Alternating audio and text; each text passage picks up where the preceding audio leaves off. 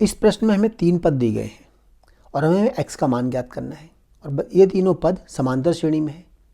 अगर समांतर श्रेणी में 3 पद हैं, सपोज a, b और c, ये तीनों पद समांतर श्रेणी में है, तो इसका मतलब है b माइनस ए बराबर c माइनस बी होगा, क्योंकि उनके सार्वंतर लगातार 2 पदों को आपस में घटाने पर उनके सार्वंतर समान रहते हैं। तो इस प्रश्न में भी हम इसी नीति को इस्तेमाल करेंगे।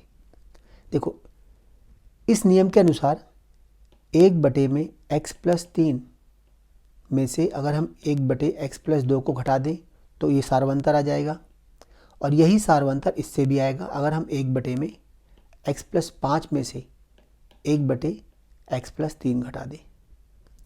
इन दोनों का लघुत्तम समापक लिया तो आएगा x प्लस 3 और x प्लस 2, ऊपर आ जाएगा x plus 2 minus x plus 3, और अगर इन दोनों का एलसीएम लेते हैं तो ये आएगा x प्लस 5 x प्लस 3 और यहाँ x plus 3 minus x plus 5।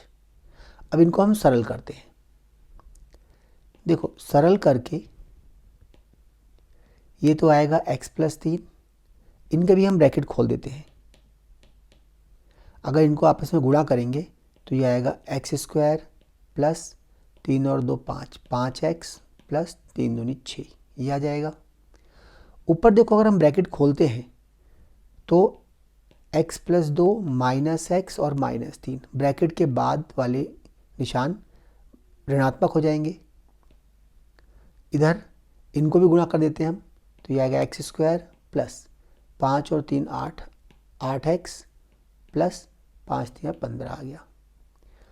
और ऊपर देखो, ऊपर ब्रैकेट के निशान ब्रैकेट के अंदर वाले इनके पदों के निशान बदल देते हैं, तो x plus 3 minus x minus 5। अब इनको हल करते हैं।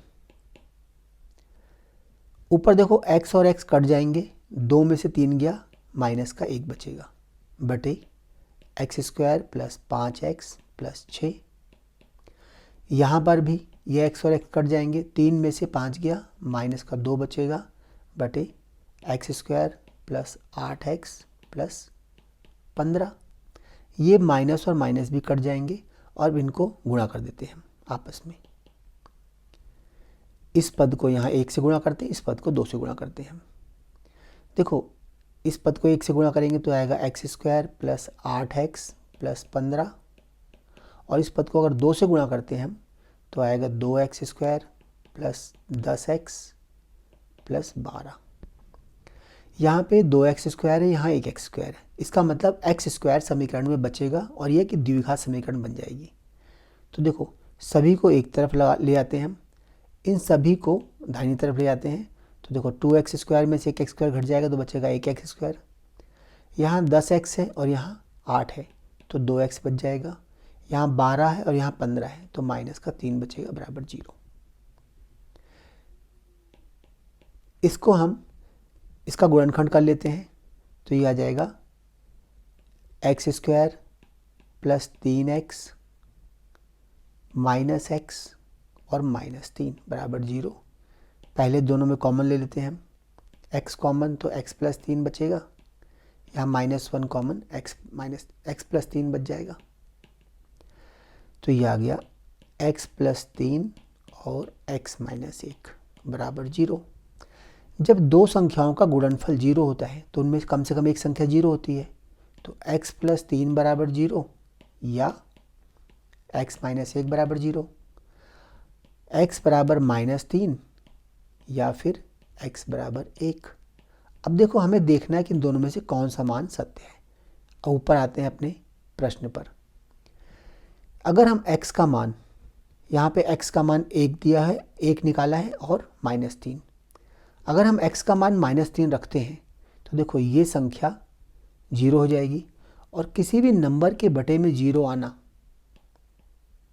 अगर किसी के नंबर के बटे में 0 आ जाए तो उस संख्या को हम नहीं ले सकते, क्योंकि ये संख्या अभी हमें पता ही नहीं क्या है, ना ये 0 है ना, इसे हम अक्सर अनंत लिखते हैं। इसलिए x बराबर -3 नहीं हो सकता, तो दूसरा उत्तर आ गया हमारा x बराबर 1। तो इस तरह इस प्रश्न में x का मान 1 आ गया है। अब इस प्रश्न को हम दूसरी तरह से करते हैं। जब हमारे पास उत्तर ये आया था, हम चाहें तो यहीं से इस प्रश्न को मोड़ सकते थे। देखो दोनों तरफ, बाईं तरफ और दाईं तरफ, दोनों तरफ x+3 यहाँ और यहाँ भी है, तो x+3 को हम काट सकते हैं और लिख सकते हैं कि x नॉट इक्वल टू -3, क्योंकि देखो x यहाँ बटे में है और ये कभी -3 के बराबर नहीं हो सकता। जब इसको हम काट देते तो काटने के बाद जो नंबर आते ऊपर, ये डायरेक्ट हल हो जाते। जैसे इस अगर तरीके से हल करते हैं तो ऊपर देखो इसके -1 आया था, -1 बटे x+2 आएगा, और इधर -2 बटे x+5 आएगा।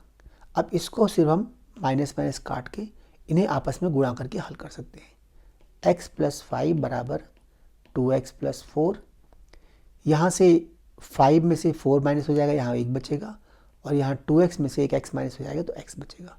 तो इस मेथड से भी कर सकते हैं, लेकिन इस मेथड से करने में और इस मेथड से करने में एक अंतर है।